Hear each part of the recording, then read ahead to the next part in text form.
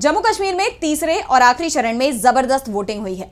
आखिरी चरण में 40 सीटों पर वोट डाले गए। इसके साथ ही जम्मू कश्मीर की सभी 90 सीटों पर मतदान का काम पूरा हो गया है। अब इंतजार 8 अक्टूबर का है, जब सुबह 8 बजे से काउंटिंग शुरू होगी और दोपहर तक जम्मू कश्मीर में बनने वाली नई सरकार की तस्वीर साफ हो जाएगी। तो अंतिम चरण में कहां हुआ सबसे ज्यादा मतदान और कहां पड़े कम वोट, देखिए इस रिपोर्ट में। जम्मू कश्मीर की सभी सीटों पर वोटिंग पूरी हो गई है। अंतिम चरण में 40 सीटों पर वोटिंग हुई, जिसमें से जम्मू की 24 और कश्मीर रीजन की 16 सीटें शामिल हैं। आखिरी फेज में 415 कैंडिडेट्स मैदान में हैं। इनमें 387 पुरुष और 28 महिला उम्मीदवार शामिल हैं। वोटिंग के दौरान किसी तरह की अप्रिय घटना की खबर नहीं है।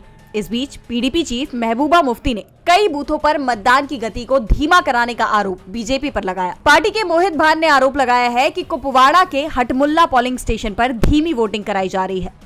उन्होंने एक्स पर कहा कि धरती पर कोई नहीं जो वोटर्स को वोटिंग टाइम खत्म करने तक मदद कर सके। अंतिम चरण में वोटरों में उत्साह दिखाई दिया। आखिरी चरण में 68% से अधिक वोटिंग हुई है। सबसे ज्यादा वोटिंग उधमपुर और सांबा जिले में 75% हुई है। इसके अलावा कठुआ में 73%, जम्मू में 70%, बांदीपुरा में 66%, कुपवाड़ा में 65% और बारामूला में सबसे कम 58% वोट डाले गए। अगर विधानसभा सीटों की बात करें तो सबसे कम वोटिंग सोपोर विधानसभा सीट पर हुई। यहां 42% वोटिंग हुई, तो सबसे ज्यादा मतदान उधमपुर पूर्व सीट पर हुआ। यहां 77% वोट डाले गए। अब सभी को इंतजार 8 अक्टूबर का है, जिस दिन सुबह 8 बजे से काउंटिंग होगी और दोपहर तक तस्वीर साफ हो जाएगी। वोटिंग के बाद इंडिया गठबंधन की तरफ से 2/3 से ज्यादा सीटें जीतने का दावा किया गया है। डीवी लाइव की रिपोर्ट।